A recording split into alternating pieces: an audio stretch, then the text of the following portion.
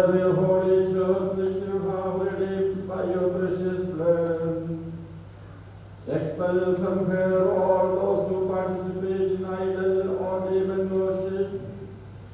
May your holy church be worthy to await your second coming, to place your hope in you, to rejoice in your salvation, and to offer you the fruit which were given to the Messiah, now and always and forever.